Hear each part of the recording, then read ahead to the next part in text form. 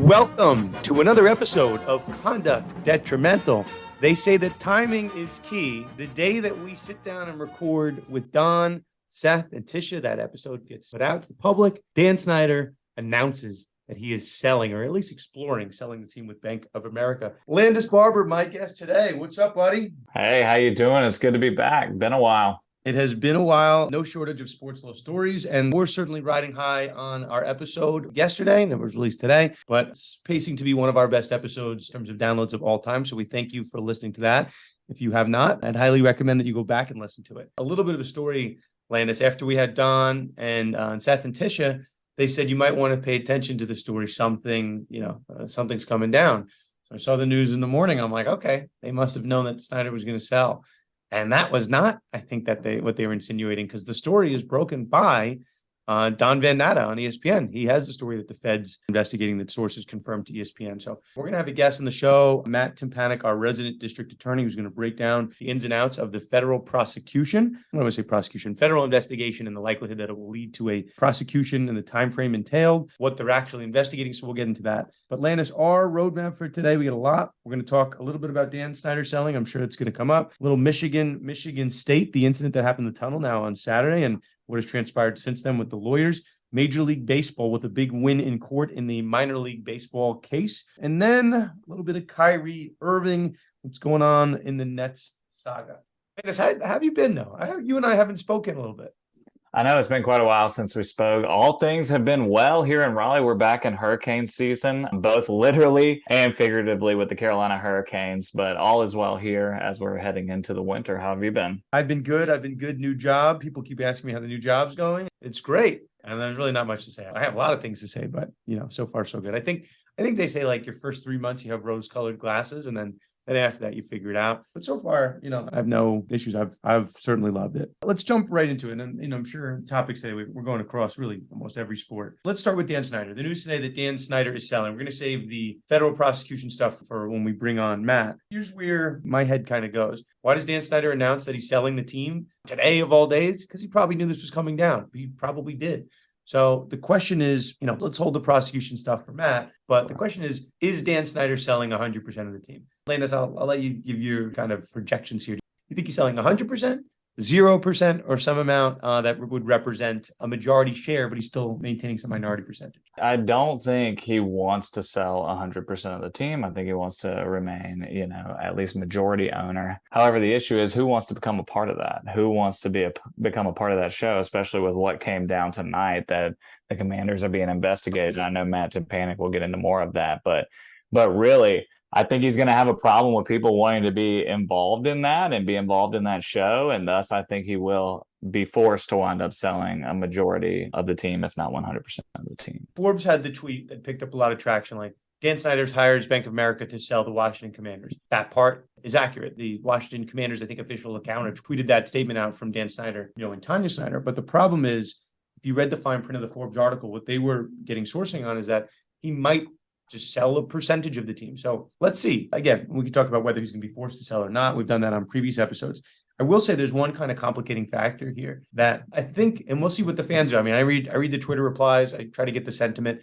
There are people saying today that there is more work to be done on Snyder. That even if he sells like 80% of the team and he keeps 20% for him and Tanya and his family, whatever else, there's still a world where people are still unhappy with him attached anywhere to the team. Would that matter for an owner controlling, majority share in the team? Maybe not, but it would matter to the extent that 20% share owned by Dan Snyder, this hypothetical share, might prevent public financing to come from some of these stadiums. That's according to, a number of reports. I'm not sure who, I think it was actually the ESPN report. But they said that the reason that these public, these stadium being publicly financed fell through is because of all these constituents reaching out to politicians and saying that they were going to have a riot if any money, any taxpayer money was going to the Commanders while Snyder owned them. So I would imagine that applies if he's the minority owner or the majority owner. And right now he's the 100% owner of the team.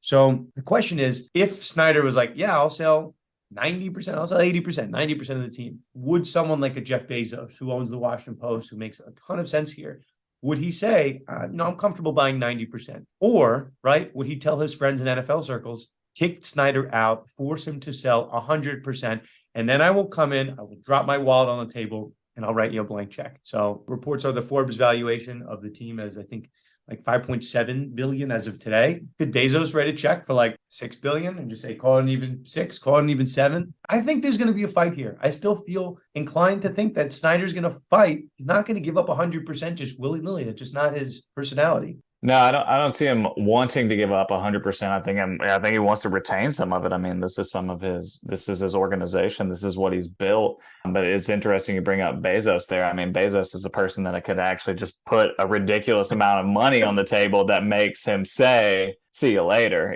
I'm out of here. It was funny. Well, I'm pretty sure I didn't know how much Bezos is worth. I was just doing some quick Googling while we were on. And I said it. I'm like, could he do 6 billion? I'm like, sure.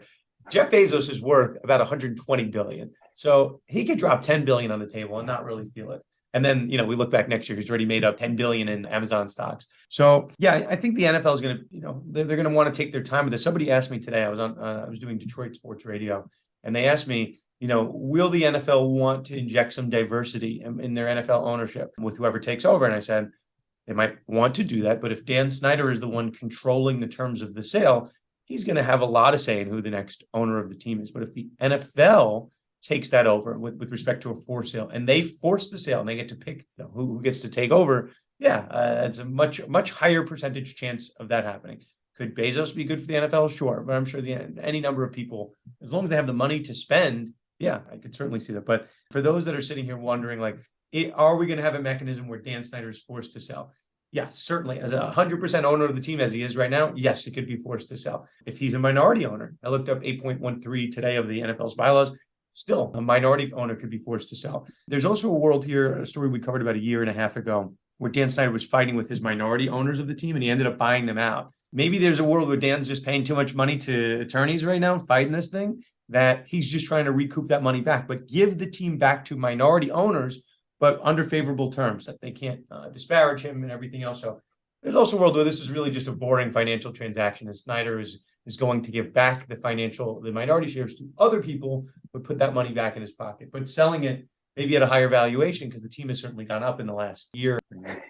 I mean, I completely agree there. The interesting thing, I just keep thinking about Bezos, and I'm wondering if every Commanders game would then be on Amazon Prime Video. And that's all we would be watching is Commanders and Amazon Prime. But it's something to follow, and it's something, especially with this investigation just getting underway, it's something that the NFL should be paying attention to and will be paying attention to. And I'm sure we'll hear more about it as the season goes on. And I'm sure Commanders fans will be hearing a lot about it on Sunday. Let's stick in the theory of teams being sold or lost. Let's go with that theme. A couple months ago, we had Jim Quinn on this podcast to talk about a lawsuit he was filing on behalf of certain contracted minor league baseball teams against Major League Baseball, alleging a theory of antitrust, that these teams were cut because of illicit practices by Major League Baseball. So, Landis, you recently put an article out for our site, also for your site. You want to fill us in on the latest update on that front? Yeah, so these 4 minor league teams had sued the MLB, just like you said, as they were left out of the Professional Development League when the MLB cut minor league affiliates down to 40 teams, a certain number per team. And the Major League Baseball filed a motion to dismiss. And this last week, actually, it came back that the motion to dismiss was granted. And the judge, Andrew Carter Jr., ruled that until Congress or the Supreme Court of the United States overturns antitrust exemption, it still exists, and all of these actions were done within the business of baseball. Thus, he granted the motion to dismiss because the antitrust exemption applies. I want to say, did we expect this? I mean, you and I were talking offline about Jim Quinn's a friend of ours. So there's probably another world where I'm certainly not going to call Jim up today and like, hey, you want to come on the podcast, talk about how you lost? But, you had found his comments in The Athletic that signified a different attitude than I was expecting, to put it that way. Yeah, it seems like Jim Quinn and the teams are a little bit, I don't know that they're excited about this ruling, but it's something they can work with because they want to focus on overturning that antitrust exemption. And Judge Andrew Carter's ruling was all about the antitrust exemption and how it applies in this case. So they seemed, eager to get to work to appeal this ruling and focus on the antitrust exemption. which there has been some support for it. You got the Senate Judiciary Committee looking at it, and you got other senators looking at it. So there has been some support for looking at this exemption, and could it make it to the Supreme Court in the next few years? Possibly. I'm only laughing. We did this for like the Deshaun Watson stuff. And the day that Deshaun Watson got indicted, Rusty Hardin's like, we've been waiting for this day. We love that. Like, not that he got indicted. He was going to get put up to the grand jury, but like, we're so excited for this. And I'm like, who would say that? Like, who is excited to be put in front of a grand jury? So I guess it's not the best example because Rusty Hart ended up being right. It ended up being like an insane gamble, but one that you listen to the reporting there, it seems like Rusty Hardin was talking to the prosecution's office a lot. I think there was some comments back from Busby. How are they talking? Why are they talking so much and vice versa? But yeah, that's the latest really on that. I don't really have anything else to add. If Jim says it's a good thing for him, Jim is just far smarter than you or I. So I don't know if he's happy that this happened, so be it. Yeah, I mean, and if you overturn the antitrust exemption, you've changed minor league and Major League Baseball tremendously. So you've literally changed the trajectory of minor league and Major League Baseball. So maybe he is excited. Maybe this is where they want to go. And even though nobody seems excited after losing a motion to dismiss, but the appellate courts, it looks like they'll be figuring it out in the appellate courts here soon. We covered a little bit of football, a little bit of baseball. Let us move over to basketball. The story of Kyrie Irving is a troublesome one. He's been in the news, in years past for being someone that believe that the earth was flat for a period of time. I'm not sure if he's an anti-vaxxer or not, but he just didn't want to get the vaccine for whatever reason. And now making headlines, for making anti-Semitic comments, or we'll say supporting a movie that made anti-Semitic comments and not really issuing any type of retraction. And this comes, Landis, like a week after the Kanye saga. So you would think an athlete or celebrity or someone like that is going to be mindful with those type of conversations and the blowback it could have. We were talking about Kanye losing out on hundreds of millions of dollars for making those type of comments. And then, all of a sudden we have Kyrie. I don't know, he's on pretty shaky ground with the Nets as is. So obviously these comments come as a surprise. Landis, I guess I'll give you a softball here. What do you think of Kyrie's future with the Nets? That's a tough one to figure out right now, what Kyrie's future with the Nets is. I mean, the Nets organization, you're talking about an organization. What are they going to do with him? Who's going to take him on? Organizations appear like they're going to stay away from Kyrie Irving and they're not going to get involved in that. But, when he's on the court, look at what the offer was for Deshaun Watson. Look at what the offer was for other athletes. When he's on the court, he's one of the best in the game. And unfortunately, that's the way it is. And if he can get fans in the stands, if he can get Nets to the championship, then it appears that the Nets are gonna deal with that because maybe the market's not as good out there for him, and other teams don't want to get involved in that. That's just the way it is right now. That's the way the sports are going, and it is unfortunate. But the Nets are focused on trying to build the best team. I'm not sure that is the right route to go, but it is what it is. It's the route they're going. Here's the legal part of it. Kyrie basically signed a 1-year deal. He's opted into, I think it was his player option, $36.5 million for the current season. So it's a 1-year deal. It's a ton of money to be paying somebody. Obviously, Kyrie has never really been an issue on the court when he's playing. He's always been somewhat productive or very productive. We'll give him credit for that. But yeah, I mean, these type of comments, like Joe Tsai, the Nets owner, spoke out. And we spoke about it in my class on Monday night. And, we had some people pretty adamant, like Kyrie shouldn't be playing. You had people at the Nets games wearing like fight anti-Semitism shirts. And you had Joe Tsai, the owner, speak out and just say these comments are unacceptable. So you said it correctly. Like, I don't think Kyrie's future is with the Nets. I think once this year is over, I think he's gone. They just fired Steve Nash. I want to say they had a mutual walk with Steve Nash yesterday. They're bringing in Ime Udoka, which is I guess reportedly rumors they're indicating that they're probably going to bring him in. Ime Udoka, obviously the former Celtics coach, who has his own issues, which we'll get into to the extent that he is hired.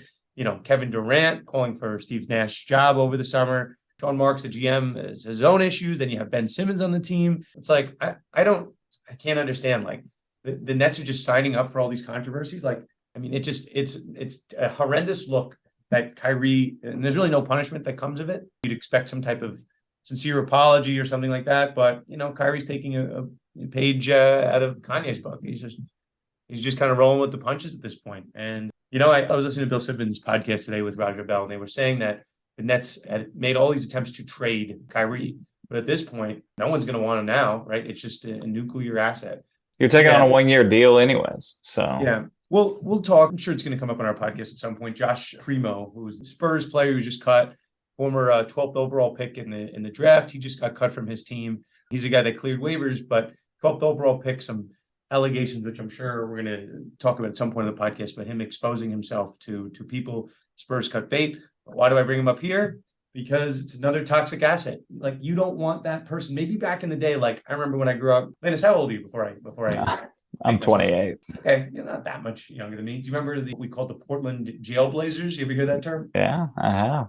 There was a time where Portland and the NBA just kept having all these players with various issues, and they would keep them on the team. But now in this day and age, you have someone that has these conflicts. You can cut bait with them, right? Matt Ariza with the Bills. You talk about Primo with Spurs and Kyrie. Like, you keep doing stuff like this. Yeah, obviously you're paid a ton of money. I think the Nets are kind of like stuck with him for the year because he's tied to Durant and all this stuff. So my viewing of Ime Udoka impending signing, we'll say, is like, listen, Udoka's going to be on a couple months to prove it. Kyrie's going to prove it. Let's all put these like toxic assets all together and they can all figure it out. Like, never in the history of sports has that been a recipe for success, but like, let's see what happens here.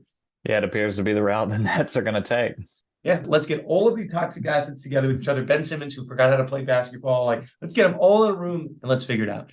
I think in a world like if we did this last year, Ime Udoka is a fantastic coach to maybe help turn things around. But at this point, like, aside from basketball fit, like, the Celtics thought what he did was bad enough to suspend him for an entire year. And then the Nets, mid-suspension, are like, let's make this guy the face of our team.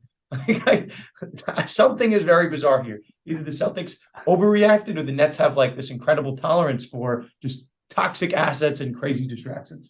I'll tell you, I know that things haven't gone through, it's the pending hiring of Ime Udoka, but it should be setting off alarms when the Celtics have suspended him for a year and they're just like, take him, you're ridding us of this controversy. You're ridding of this issue. Just take him. No holds barred, nothing. Have them. So that should be sending off alarms, and it's not. So let's do this. I mean, so far, today we've talked about the selling of team, a little bit of sports business, a little bit of antitrust with baseball, a little bit of First Amendment, defamation stuff with Kyrie. I think it's now is as good a time as ever to talk about Themis bar review. I was talking to a student today who I will not mention them, but let's just say the bar did not go as well for them, and they did not use Themis bar review the first time around. And I said, hey, listen, switch it up. You might want to go with Themis. I don't just say they're the top bar prep company in the entire galaxy for nothing. That means they're the best. So if you didn't use them the first time around and you're looking to try to change your fortunes, Themis bar review, and call us up. I'm sure there's some special discounts for second-time test takers. Obviously, there is always the discount code for first-time test takers. So hit us up, and we'd be happy to talk through that. For more on our partnership with Themis, head to themisbar.com/con-detrimental. Landis, sometimes this happens. While we are recording the podcast, we have breaking news on the Kyrie Irving front. This is from Tim Bontemps at ESPN. The Nets, Kyrie Irving, and the Anti-Defamation League have put out a joint statement saying, in part, that Kyrie Irving and the Nets will each donate $500,000 towards causes and organizations that work to eradicate hate and intolerance in our communities. So I think the public would probably rather you just apologize and denounce the statements that you made towards anti-Semitism, right, or in support of anti-Semitism. Like, money is money. I guess $1 million certainly helps, but also not saying the comments or, being maybe I'll say like this. He didn't say them, but he was reckless in promoting something that had those thoughts. So Landis, if you or I, right, like, what's a good example? Okay. Like, let's say I put out a tweet saying like the Redeem Team is the greatest sports documentary of all time. Like, everyone should watch it. And the Redeem Team, like, I watch it. It's very good.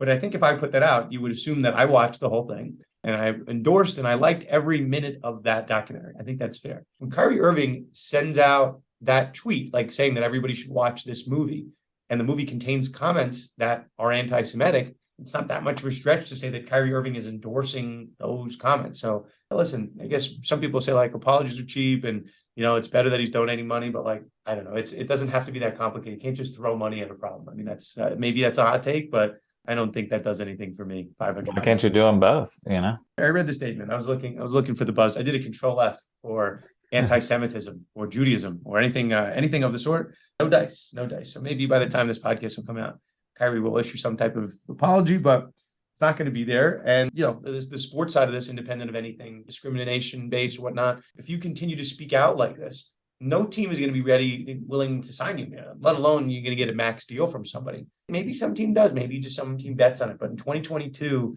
all the different stories we're talking about with Dan Snyder and Kyrie Irving, certainly less likely to happen. Let's do this one, and then we have 2 interviews to get to. Michigan State. Landis, did you see what happened over the weekend? I did see what happened, and it was an unfortunate incident after a big, big loss for Michigan State and a season that is quickly, after such a promising year last year, a season that is quickly disappointing for the Michigan State Spartans. I was on the right side of a wager this past weekend on Michigan State. The game was not close at any point in time. I guess it was close kind of at halftime. So I take that back. It was relatively close.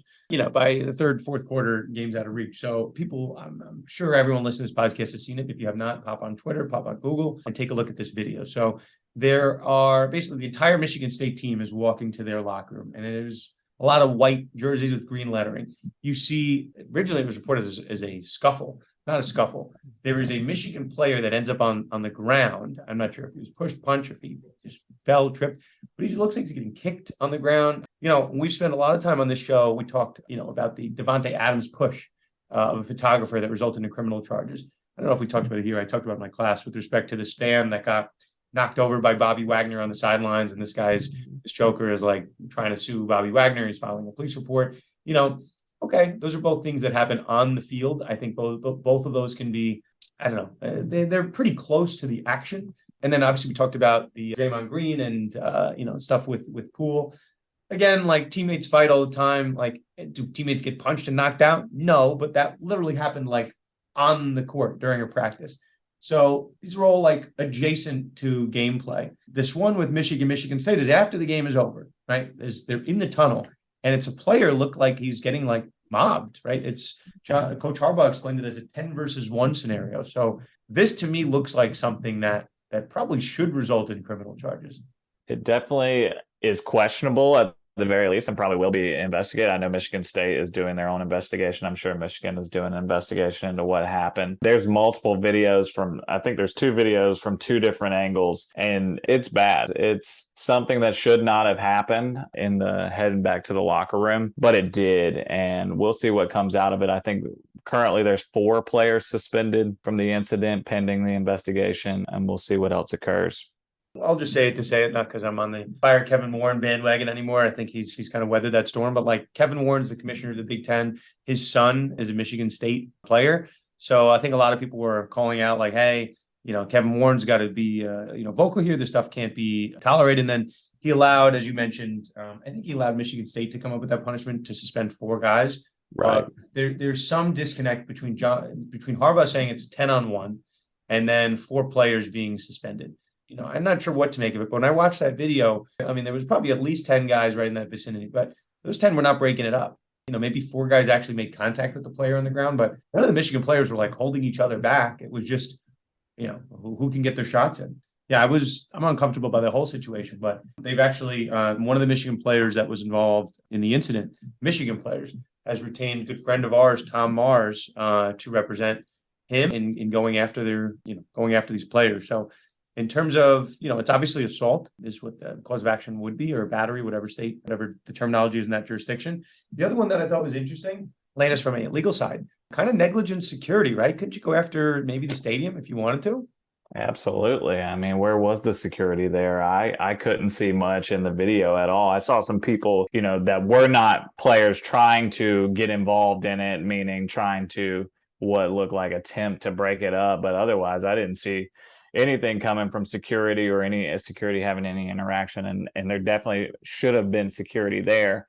I mean, there should have been security just based on the fact that this is a rivalry game, a big matchup. And obviously they went in the tunnel at 2 separate times, indicating that they knew there would be issues if they interacted in the tunnel. So there's definitely some issues there. The facts will come out at some point as to how this happened. I think what happened is Michigan State went in the tunnel, and then somehow there's like a handful of Michigan players, like maybe less than 5, less than 10, that also ended up there at the same time. I'm not exactly sure how that happened. If you watch the video, you can hear the band playing in the background. So clearly, like, the on-field festivities are going on. Maybe some players are interacting with the crowd and making their way slowly in. One of my students on Monday asked me, could there be some type of like negligent design lawsuit? I'm like, no, it's not really negligent design. Like the thing wasn't designed improperly. It was just a procedure to allow these people in. And that's, I think, a security issue. Like maybe the security should be holding back the Michigan Wolverines players. Like, hey, Michigan State guys are in right now. Like that was where my issue spotting mind went, that there's probably a negligent security claim here.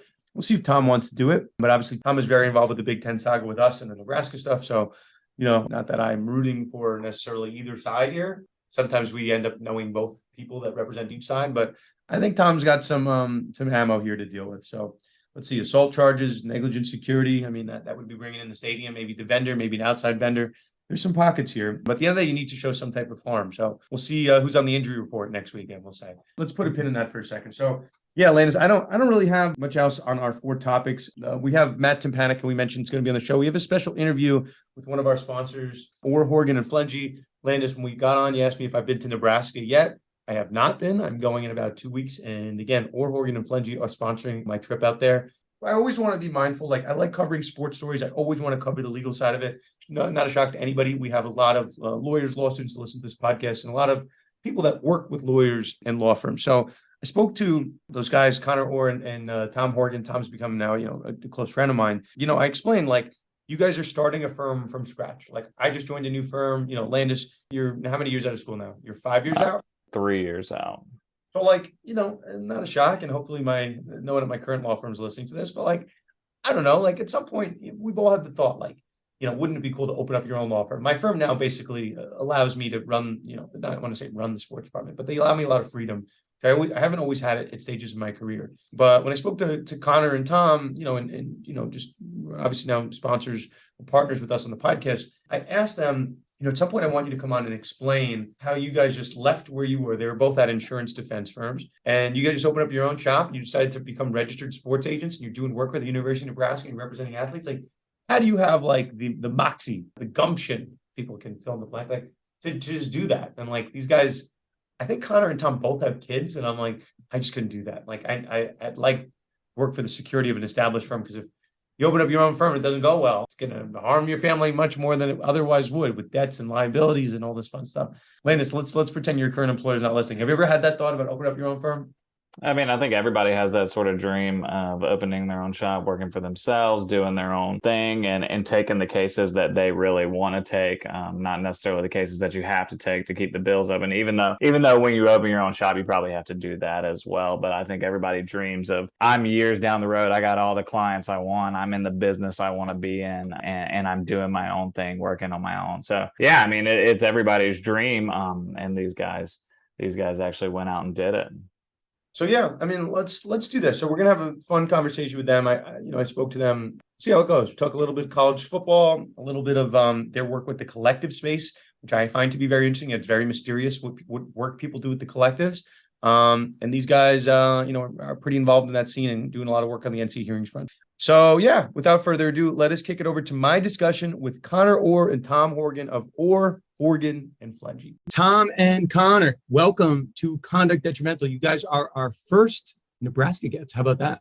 I am honored. You should be. And if the name Tom Horgan and Connor Orr sound familiar, those are the guys, Tom and Connor, and of course, Kyle Flentje, that we keep talking about, that sponsor our college sports segment. So the reason, obviously, that you guys are here today is to talk about your college sports practice. But I think we could talk a lot about some developments in the collective space. Guys, we have some new NCAA regulations that came out, how it's going to impact clinics around the country. I certainly have some thoughts in it. And maybe, time permitting, we could talk about our upcoming fun NIL event in the lovely state of Nebraska. I think that sounds like a fun conversation. We're excited to have you here. We think that the NIL panel's come together really well. We've got some really bright minds involved, and I'm excited for you to actually meet your Twitter harem of Husker fans. My wife is slightly terrified for that to happen, both for alcoholic consumption purposes and potential talkers. So we'll see what comes of it. Could be good.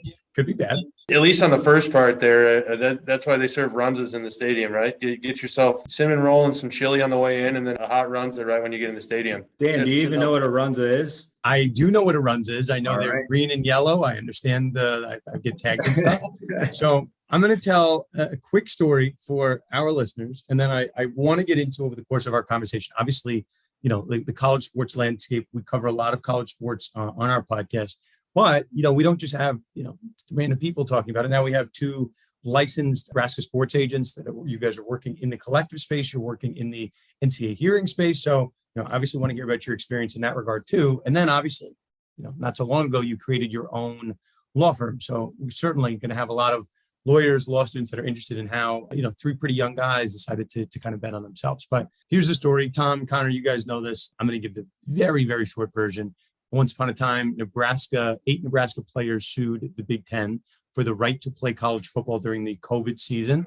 There had been talk between Trevor Lawrence and Justin Fields about signing these like COVID liability waivers because these guys were 18 and they wanted to play. But COVID liabilities don't really, the waivers don't really matter if there's no college football to be played. So when the Big Ten canceled, then there was a kind of groundswell among parents asking for questions. And 8 brave Nebraska players, I think I can say that, basically decided to sue the conference for the right to play football. So we covered it very closely on our show. And the reason I got connected, I guess, to both of you guys was through our coverage of that case. A lot of people spoke.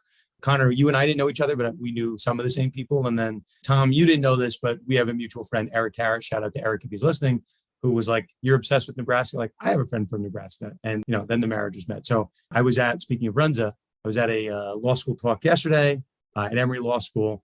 And someone in the crowd goes, "Dan, I just want to thank you for your service. Nebraskans everywhere are very happy that your coverage for the case."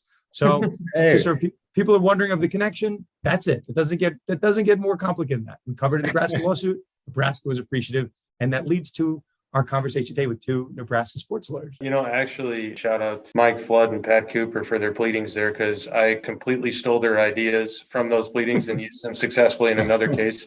So thanks to you for blowing it up online. I do think that was an important case, and I think they did a really good job. I think there's some good attorneys involved, and you covering it as an attorney / Twitter journalist, I think you killed it. So Twitter journalist is good. If you called someone a Twitter lawyer, that's actually fighting words. So let's do this. I think where we should start, there's obviously a lot of stuff on the college front, but we provide practical advice on our show. Connor, you said something that I joke about a lot.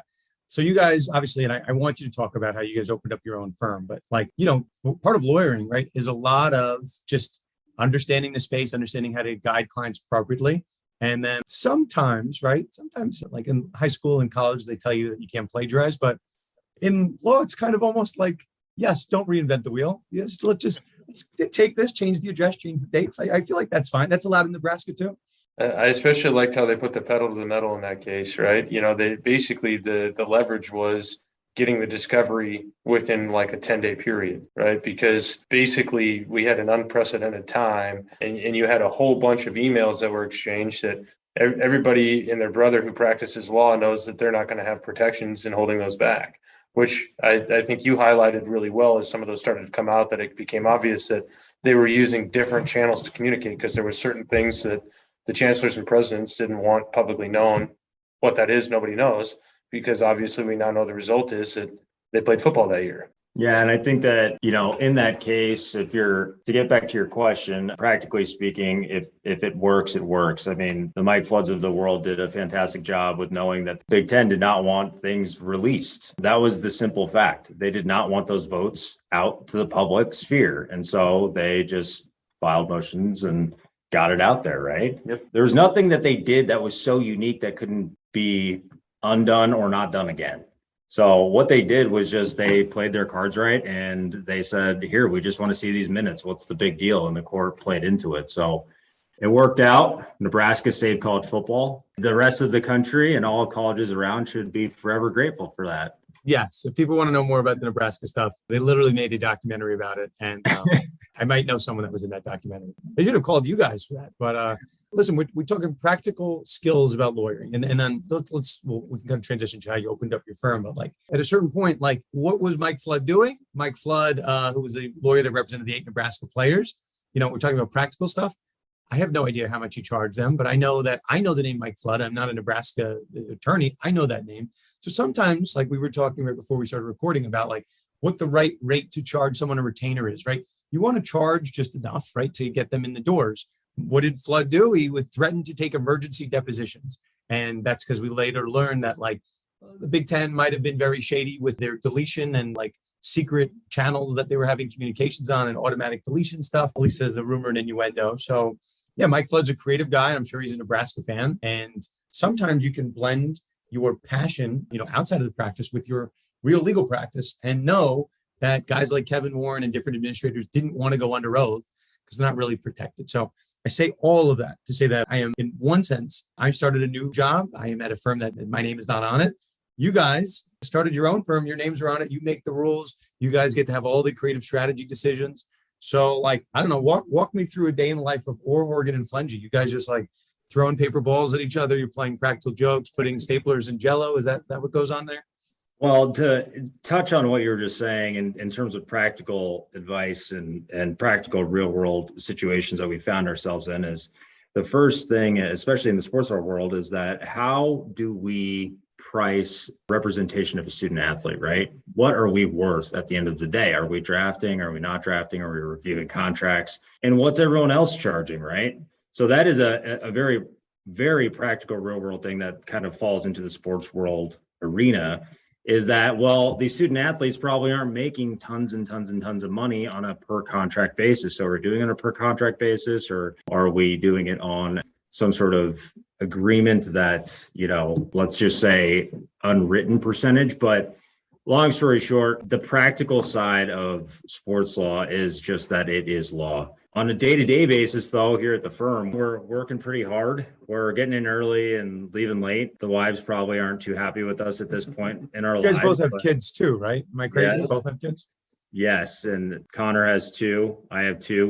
One just recently born. Again, we were talking about some stuff offline, but I know that you guys are insurance defense guys. I, once upon a time, was also an insurance defense guy for 6 years. So there's going to be a lot of people that get the bug for sports law, and then they go to graduate and there's no jobs. And so you're talking to three people here who have made their way back to, sports roles. I do stuff that has nothing to do with sports. I'm sure you guys do as well. But my practical training is as an insurance defense lawyer, taking depositions, not being afraid to scare someone with a very, intense lawyer letter with a preservation notice. And that's real practical lawyering. So I think maybe it would be helpful if you guys to speak, to the transferable skills that you guys have seen from the world of insurance defense, which there are plenty of insurance defense jobs out there. I promise they're giving those things away, but it's good experience. Yeah. And I think that's a really good point. I mean, there's a number of different areas in the law that actually touch on the sports law world. So, for a lot of the kids, and this is something that I really want to talk about in the NIL panel as well that we have coming up, is that they're stepping into the real world, right? These are kids who are college-age kids who are still on an educational route, but by participating in NIL, they're getting into the real world. They're signing real contracts that have real ramifications. They're selling products. They're in the stream of commerce, right? So you've got potential for trade name, trademark infringement, the potential for, what could amount to an insurance claim for products liability. So there's a lot of considerations that go into that. I mean, obviously the insurance defense world is a broad practice. You can get anything from a slip and fall to products liability to fire cases and a million different things in between. And I say that to say this, a lot of these kids are coming into this without any representation, and they're signing deals with ultimately what's on the other side, sophisticated businessmen and businesswomen that have millions, if not billions of dollars, because those are the kind of people who have the expendable income to fund a lot of these deals, that are truly sophisticated and understand the risk, but the kids don't, right? I certainly wouldn't have in college. It's not something that I think I even fully grasped until I was outside of school and actually practicing law and seeing, the insurance defense world, the litigation world. The bodies have already hit the floor. You're seeing the aftermath ramifications. So there's everything from corporate formations and business planning and estate planning that can come in here, because you've got kids who are making serious money that also have, at any moment, could blow a knee or end up like Alex Smith, and you've got a completely mangled leg. You might not ever play again. They're making serious money now. So estate planning comes into play, because you could build up a nest egg right now while you're in school, while you don't have significant expenses. You're seeing operations like Iowa State is coming up with the Alston money. From what I've heard, Iowa State wants to put that into 401ks, essentially for the kids, which I think is a nice gesture. And I'm not a tax guy. Maybe you've got some tax attorney experience, but I'm pretty sure that that's, unless you have a deferred compensation setup, which I don't know if you can have with essentially independent contractors, they're not employees, that's a taxable event. So there's all kinds of different areas of law that this is hitting. And I don't think we're going to realize just how many different areas it hits until something goes really, really wrong. this is where I wanted to take this. And again, this is just I don't know how we'll phrase this, but a conversation amongst three sports lawyers, I went to LinkedIn. As Tom knows, I'm pretty anal with my attorney marketing and different stuff. Like, I'm like, I do all this different stuff, consulting, this thing, that thing. I'm like, what am I really doing? I'm like, we're really just kind of problem solving. So I went to LinkedIn because I'm a crazy person. And I wrote on my byline that I'm a problem solver because like, that's what really lawyers do. Do you guys know Tom Mars? He represents a lot of coaches. Yes. He calls himself like a detective. And I'm like, taking that too. Problem solvers, detective, like that's all we're really doing. And I think in order, at least in sports, there's going to be people that are obsessed with, music and entertainment law. Like that's just not where my mind goes. My mind goes to sports, but you kind of have to be obsessed with the industry to solve and see those issues.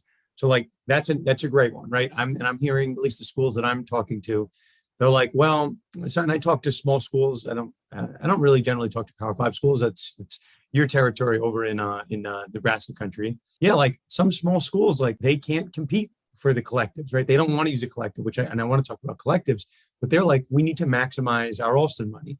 Like, how can we do this? So some of them are going to go ahead and create and Alston is like the academic, there's no more caps on academic related compensation. So it's a fancy way of saying like, guys, if we were running, whatever, we'll create OHF Law University.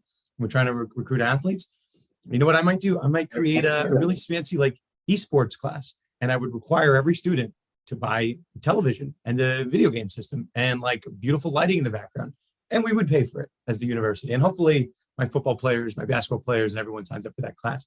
That's how you can get really creative with Alston money. But like we as sports fans, like the lawyering goes hand in hand. So we're solving problems, right?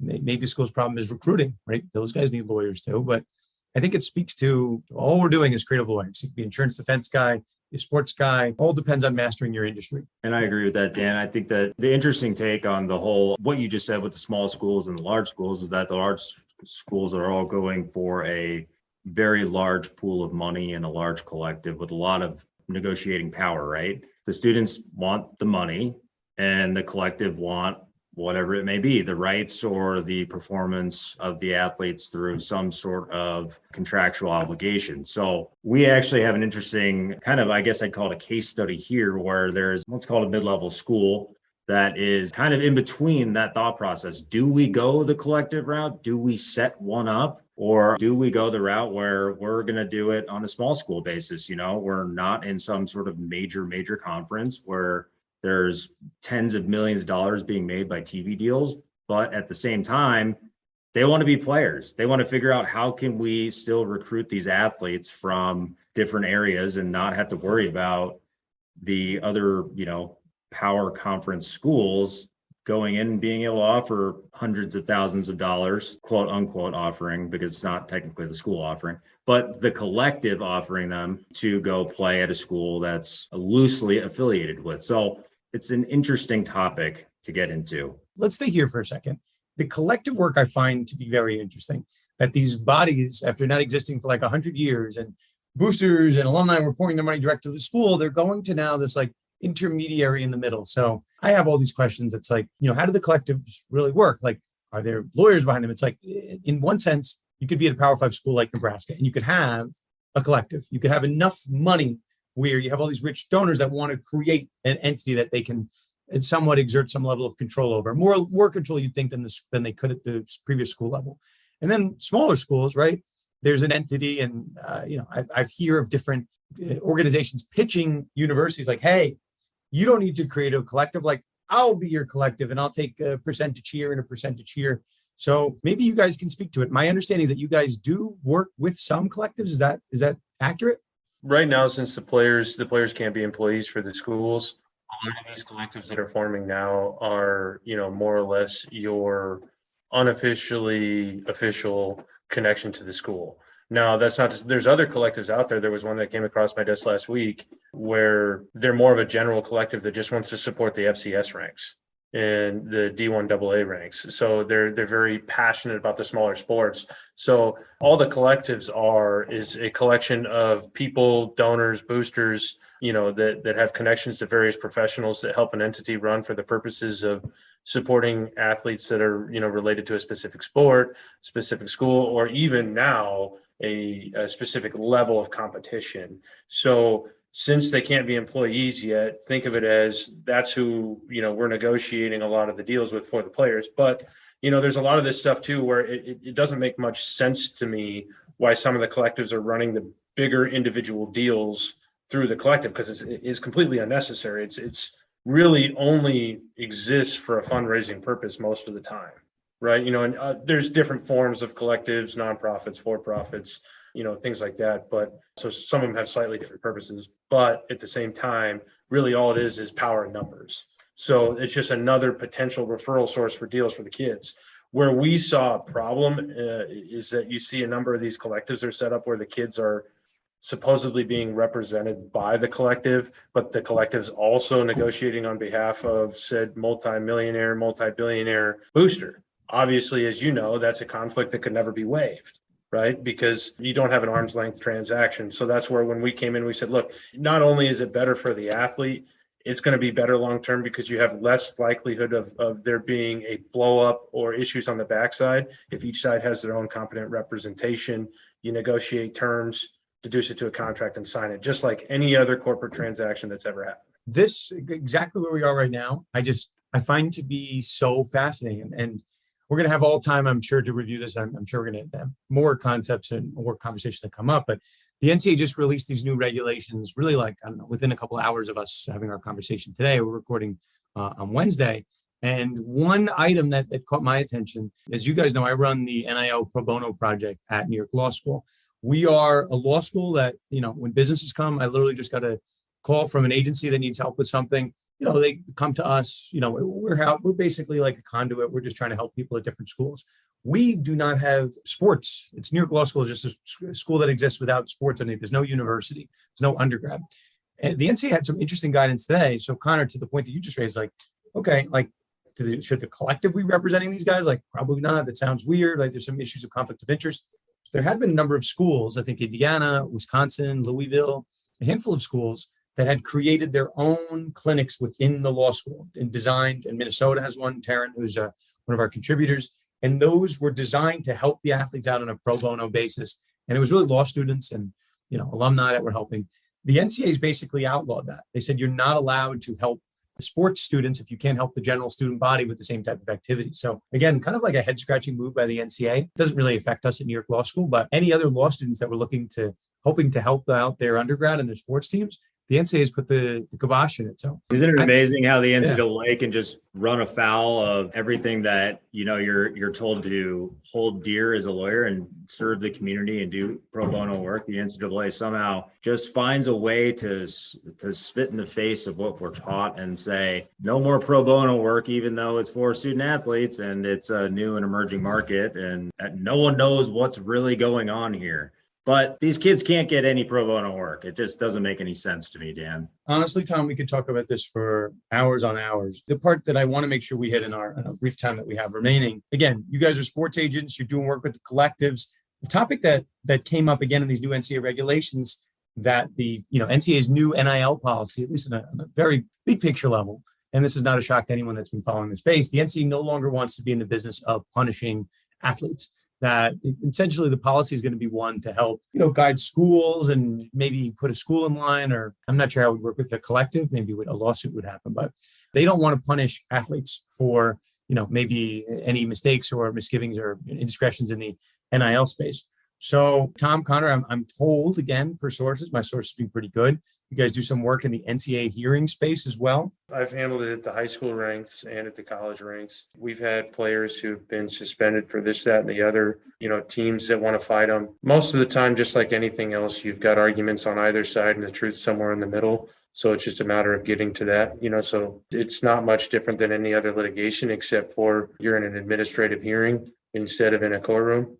And discovery conducted primarily pertaining to sports instead of sore necks, divorces, and death. It's a little bit, even though, players and parents and stuff are going through a hard time, for me, it's a little bit more enjoyable when I'm talking hockey, football, baseball, instead of, this person's maimed for the rest of their life. So we do handle a few of those things, and we've successfully handled a few. One in particular, I had a high school hockey team here in town that I played for. They're a travel team. They actually won the national championship a few years back. And the year after their national championship, they had some weird changes to the transfer rules in a team that existed, then didn't exist, then existed again. And you had a administrative board, administrative body over the entire high school league who tried to ban those players for half a season based upon some sort of retroactive implementation of transfer rules. We were able to successfully overturn that. It was pretty cool to say that they just happened to be three of the best players on the team though. So, that administrative body's out of the Hawkeye state, shall we say, so that they don't look too kindly on us here on the other side of the river. So I think there might've been a little bit of politics behind it, driving it as well. I speak Nebraska, so I understand the Hawkeye state. I understand. Guys, how about this for a fun story? I was at a speaking event recently and someone said, I'm Husker, thanks for all you're doing for the Huskers and whatnot. I go, yeah, and we hate the J-Skers. And she's like, what are J-Skers? And I'm like, I got to check your card because I should know more than you. A J-Sker is a person who roots for Creighton basketball and Husker football. They still are very prevalent here. It seems as though the J part has grown and the Sker part has slimmed down a little bit recently due to the fact that Creighton is pre-ranked 9th right now in the AP poll. And fun fact, Nebraska ball, as they call it down there, right, has never made the NCAA tournament. Not even lost in the first round. They've just never made it. So they have won the NIT though, and they do have a heck of a former player that was on that team that's now a pretty darn good NBA coach. I'm told Nebraska players end up being good coaches. One of them just went to the Super Bowl, but guys, for sure, listen, I'm all about marketing here. We have our panel on November 18th. I'm flying down, guys. We're gonna have a lot of fun. We're trying to sell shirts. Nebraska ball undefeated since 1600. How about that? In the tournament, they have not lost a game in the tournament. You might be able to sell 1 or 10 of those, but that's about it. There's not a lot of Nebraska ball fans here. Connor's one of the 10, I think. I take that back. There's a lot of Nebraska basketball fans, but I would say that Creighton kind of rules the roost here. I enjoy rooting against Creighton come tournament time. My Nebraska followers enjoy that. I'll tell you the same thing I told Rob and Travis on Doc Talk. I'm kind of a non-traditional J-Sker, right? So your traditional J-Sker, the reason they've got such a bad rap is because they cheer for Husker football in the fall, but then they talk trash on Nebraska basketball. I'm the Rob Lowe of non-traditional J-Skers. I just enjoy a good athletic competition, and I'm in full support of any and all local universities, Nebraska universities, any athletics. It could be football, basketball, baseball, badminton, and anything in between. Don't care. So you're like wearing like the NFL hat to the games. I caught that. 100%. 100%. Gentlemen, it's fantastic having you on. And again, these guys are Horgan and Flentje. I'm going to say it because I think I'm allowed to say it. The top law firm in the entire state of Nebraska. I think I can say that. We're the top sports law podcast, so you guys are the top law firm. I don't think I've said anything factual, so no one can sue me. Okay, boys, it's fantastic having you on, and I'm looking forward to seeing you in person in about 3 weeks. Thanks, Dan. Thanks, Dan. Look forward to it. Everyone come out to the panel. So that was Connor Orr and Tom Horgan of Horgan and Flentje. Again, looking forward to seeing those guys out in Nebraska the weekend of the 18th and 19th. So I know we do have a lot of Nebraska listeners. I'm going to be out there. We'll see. I don't want to divulge anything. I'm going to have some fun. So I'm going out there. I'm not with the wife and kids. So we'll see how it goes. I'm a little nervous, but I guess it is what it is. Landis, let's do this again. This is a big episode. We got a lot of ground to cover. We're covering really all sports, a little college football, baseball, basketball, football, all over the place. We did mention that Matt Tympanick was going to come on to break down the kind of the latest domino in the Snyder saga. I don't know. Like we kind of talked about it before, but I tend to think that this is talking about dominoes. I tend to think that this is not it. This is the federal investigation. There were supposed to be state investigations going on, and I'm hearing that those are still pending as well. Yeah, this doesn't seem to be the last of it. I mean, and just go back and think how much has already occurred in the Snyder saga, and the NFL has yet to force him to sell the team, and more could come out at any time. And this might not be the last investigation. It could be. There should be some state stuff going on as well. We'll see if that actually occurs. But this federal investigation is now a biggie, and we'll see what comes of it. We were talking about before with Bezos and all these different owners. When you go to acquire a team, and I had done a lot of reading around the Broncos sale, and you're buying into the revenue, but you're buying an asset, and the asset can have some issues with it, right? Some warts on it. So you do your due diligence, and kind of have to make an assessment of hey, is the organization that I'm about to buy about to get hit with gigantic fines from like the Attorney General's office? And again, we were going to talk about it with Matt, but like there's alleged that millions of dollars, and obviously when you're talking about buying a team for 5 billion or 10 billion, whatever the number is, maybe a couple million doesn't really matter, but maybe there's going to be prohibitions on the type of work you can do. Maybe there's going to be, a certain amount of money you have to pay back, and maybe there's some type of punitive assessment that's put on the team. All of a sudden, these investigations become very relevant to the valuation of the team and who's interested in it. Maybe this is such a toxic asset that someone doesn't want to own the Washington Commanders, like Jeff Bezos, who's made of $100 billion. I promise you, another team is going to make itself available. Maybe that's going to be Seattle Seahawks or the impending Seattle basketball team. And then, maybe Bezos is going to want them, right? I have no idea. Maybe Bezos makes too much sense. But again, you have the federal government and the DMV, all these different state attorney generals that are looking into the team, in addition to Congress. Maybe some owner is going to be like, you know what? I don't want to be anywhere near this team. I'm going to pick another one. And they're going to come up, right? Just the Broncos sold earlier this year. So maybe that's the move. Yeah, I agree. And I mean, you think about it, if they do start to, because these would be fines against the organization. And you're talking about, like we were talking about ownership interest earlier, and part of the sale, you're talking, these guys, Bezos and other people that would be buying this team, they're smart business people. They're not going to be people that don't know what they're doing. And if they were potentially buying it, they would try to put those fines on Dan Snyder and say, hey, you need to pay these fines before we'll buy the organization. But is he going to have any interest in that? They'll have to evaluate all these things and what could occur if fines were to occur or penalties were to occur. So I'll give a quick shout out, and then we'll get over to Matt. Jason Moore and I, people I think on the podcast now know Jason, one of our OG conduct people, but we wrote, Westlaw Today reached out and they gave us like 5 hard-hitting questions. And shout out to Josh Newmanville, who's over at Westlaw, who I know listens to the podcast. He's, helped put together those articles. But the last question he asked us was like, if Snyder sells the team, could he be purged of any legal liability? And we said, no. Like, if Snyder was running the ship, he's not like immune because he sells the team. So obviously we got into that a little bit with Matt in our conversation, but yeah, important to know, like, just selling the team doesn't absolve you of potential criminal or civil liability. I don't, and again, like, this is the tip of the iceberg. We've never had an entity like the federal government poking around. Yes, Congress came in and Snyder gave some behind the scenes deposition that we don't really know what he said, what he didn't say. We don't know if Snyder cooperated, but now all of a sudden, if you don't cooperate with the federal government, it's a lot different. I want to say the federal investigators, they're working off of the, Congress's findings. Congress couldn't really do much to punish Snyder, but guess what? Like, the feds can, the attorney general can, the state attorney generals can. So there's some moxie, some gumption behind it when the federal government gets involved. Those are good words. Without further ado, let's kick it over to our resident district attorney, Matt Tympanick, to cover all things Washington Commanders. Our resident district attorney is the only man that we could call for this story. Matt, the news is that the federal government, the feds in Virginia, are investigating Dan Snyder for financial improprieties. I have my thoughts, but I thought it best to give it to you to give us your breakdown from your background and, of course, as our resident district attorney. What we're looking at here is a situation stemming from the Congress's investigation into the Washington Redskins, then Washington football team, and now Washington Commanders. Part of the allegation is that what we've known that the Washington Commanders have been keeping 2 books. One that is the actual numbers and another one where it's actually what they're reporting to the league. Why? Because part of what ticket revenue is based on how much you bring in, and they have to share that with the rest of the league. If they underreport the numbers, what's actually being provided to the league, they get to keep more and not give less to the league. What we're having here is definitely a bunch of things. I'd have to say wire fraud would be part of it, potentially RICO charges, maybe even racketeering. It depends on how deep this actually goes.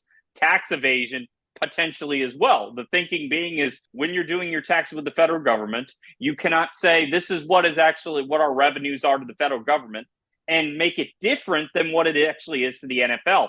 Because I would have to think that part of what is actually being reported to the league has to be the same as what you're reporting to the league. There's a couple things. The cooking the book things, I think, we've talked about it. That's I think what sets Dan Snyder's allegations apart from anything that Jerry Jones is alleged of or really anyone else. It's not just like bad personal indiscretions. It's stealing money, right? But we should be clear. It's not just stealing money from other owners. If it's the cooking the book stuff and you're stealing money from owners and revenue sharing, that's one thing. where this got difficult, why we've always been looking at these state attorney general investigations. I've never, and we've never talked about it here, about the federal government investigating, but it makes sense because people are crossing state lines to go to these events.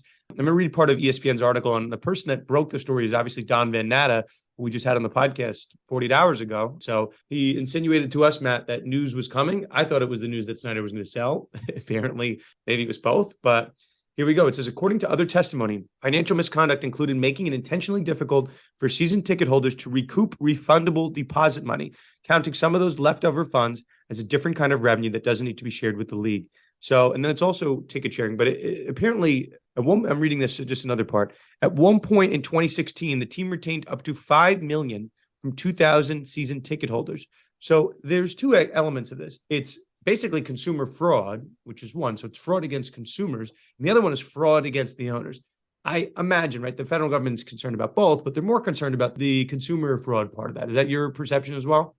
I think so, because you're stealing from everyday people. Remember, the stadium is in Andover, Maryland. The Washington Commanders are actually the Maryland Commanders, if it were. This is actually being investigated by the Eastern District of Virginia. Like, I think you're spot on about talking about the interstate commerce element. Obviously, fans are coming from Virginia or DC, and they're going into Maryland to actually go to the game. And that's where this alleged consumer fraud embezzlement actually occurs. By doing that, it's like you're keeping $5 million. It's like, okay, all right, now people are entering into contractual agreements with you, and you're straight up lying in them. And like I said, RICO and racketeering, wire fraud are all prime for this type of situation. Remember, this is just an investigation by the U.S. Attorney's Office. But remember, as we've said in other cases, Brett Favre, Eric Kay, the list goes on and on. The U.S. Attorney's Office doesn't just start investigating it on their own. Very rarely. Usually, they have to get a referral from either the FBI, the SEC, or the IRS, all of which would probably be prime candidates to actually refer this case to them. Hey, this is my investigation. This is what I've turned up with. All right, do you want to convene a grand jury and unseal an indictment? That's usually what happens. The U.S. Attorney's Office usually doesn't just decide to start an investigation on their own. I'm going to give you another piece of this, and I tend to agree with you, but I'm going to just read, and you can respond to this, Matt, in your own way.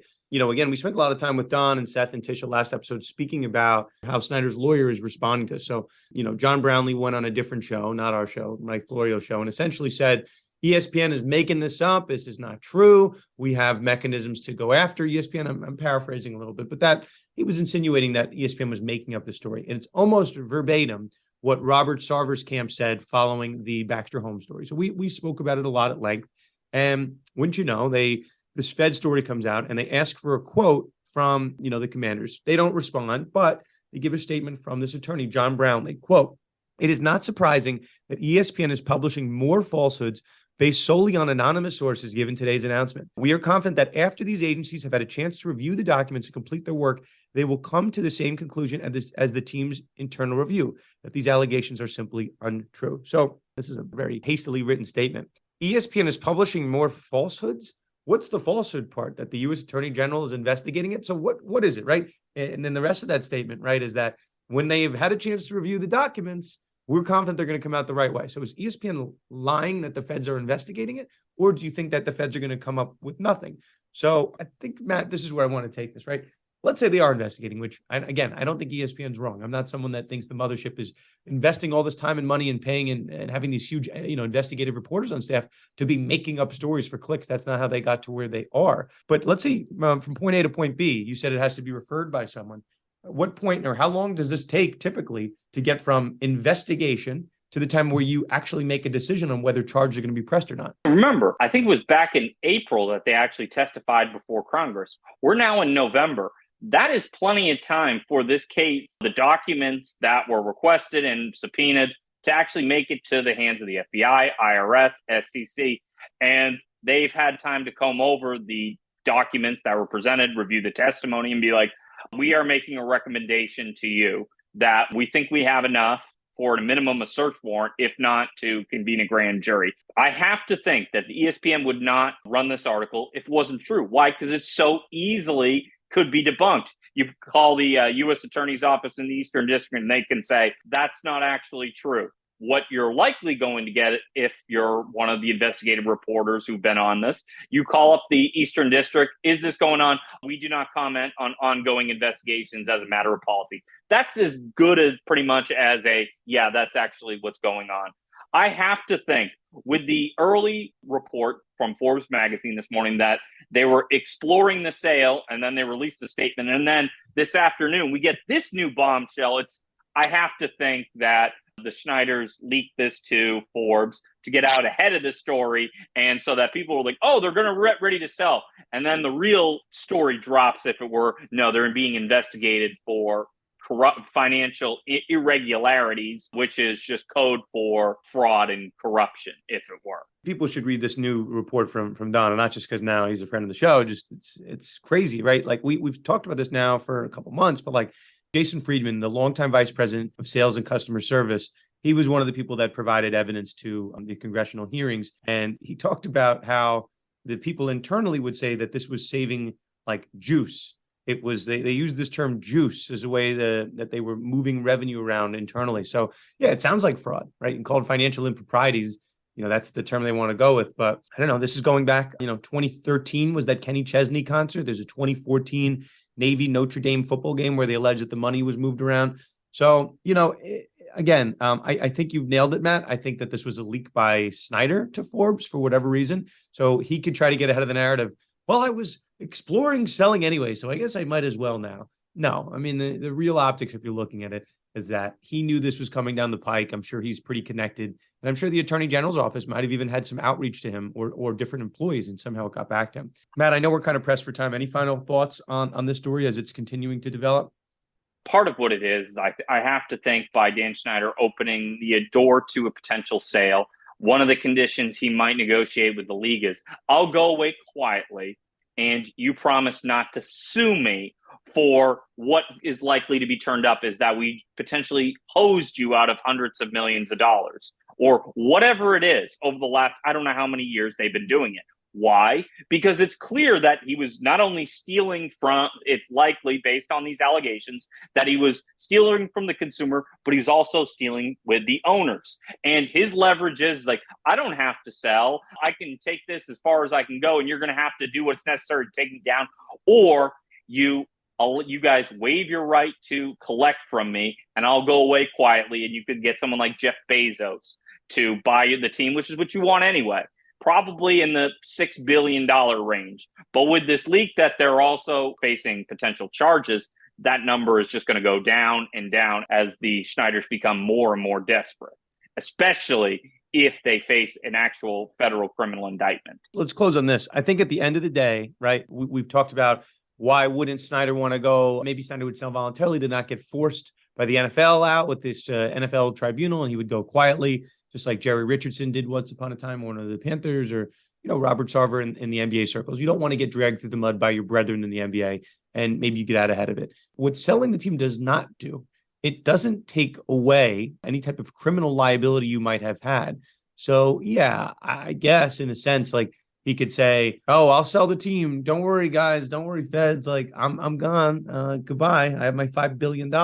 That's not going to do anything here. So mind you, this is the feds investigating. Last I checked, the DMV area, DC, Maryland, Virginia, all had the state attorney generals that are investigating, in addition to the congressional report that's supposed to come out. So this report, the feds report, is the only one that was not really on my radar personally. So last I checked, right, 4 other reports still yet to be released to us. I don't know, Matt. We got a lot to be looking for here. A lot of meat on that bone, as they say. Couldn't agree more. Matt, well, always a pleasure having you on. And we'll get you back as the story continues to develop. Thanks, Dan. We do it each and every week. It is the Bettor Edge betting segment with our guy, Conlan Farrell. And when we started this, I didn't know how successful Conlan would be, but for about a year, he's been telling me he's the betting guy, the sports betting guru. And what do you know? He is 5-1-1 through the season. So, Conlan, do your lap here. What do you got for us this week? Well, listen, Dan, I'm not going to sit here and pat myself on the back. I'll leave that to the lawyers here at Conduct. But I will say Billy Walters, one of the most successful sports gamblers on the planet, hits about 66% of his bets. 5-1-1 is just a little bit higher than that clip. So All I can say here is you do the math, right? But you can count on death, taxes, and Conlan delivering on the Bettor Edge corner with you each and every week. So let's roll into it, right? Last weekend, Geno Smith and the leading division Seattle Seahawks. So this week, the Seattle Seahawks are road plus 2.5. Look, he performed to his ability this week. Some miraculous catches, one in the end zone with one hand. Spectacular. But again, I just don't have confidence in that offense basically maintaining and being a well-oiled machine. However, the Seahawks are confident in what they do. They know their identity. So I'm going there right there. Seattle Seahawks plus 2.5 this week in Arizona. I like them up. Conlan, listen, I'm very proud of you. Geno Smith is a New York guy. He played for the Jets once upon a time and the Giants. Mm-hmm. I do remember when he broke Eli Manning's streak. So we were riding with you, Conlan. We were riding with the Seattle Seahawks. Conlan, what do we say? +2? Plus 2.5 right now. Plus 2.5. And you can only get that special line on Bettor Edge because as we've talked about, Bettor Edge is the social betting platform. The lines are offered by you and I, Conlan. They're offered by the people and they're not offered by the house. So you have someone that feels pretty confident about a line, you can adjust it as you see fit, adjust the juice up, and it's an open marketplace. So head to Bettor Edge, use our promo code CONDUCT for $20 for free, no strings attached. And yeah, Conlan, here is to you getting another win in the bag for us and Conduct Detrimental. You're right, Dan. And listen, the Conduct Detrimental family, again, you guys provide excellent legal insights on all things sports law, but I want to put cash in the people's pockets. Inflation's going up and, you know what I mean? I'm a man of the people, so happy to do it. Conlan, excellent job as always. I don't know if we have anything else to add. We're going to keep an eye on a couple of these stories. The Josh Primo story, depending on when people are listening to this, it's supposed to be a press conference on Thursday. Of all people, the accuser in the Josh Primo case, that's the guy in the Spurs, the 12th overall pick who's accused of exposing himself. Of all people, who did she retain? Tony Busby. So we're not quite losing the Busby saga yet. Busby, obviously, the old attorney for the Deshaun Watson accusers. So Busby finding ways to stay relevant for better or for worse. And we'll see. Okay, Landis, anything else that we didn't hit you wanted to cover? No, we've hit it all. It's been a great night, great week. Sounds good. For Dan Wallach, myself, Landis, great job. Matt Tympanick, our friends over at Horgan Flentje. We will see you next time on another episode of Conduct Detrimental.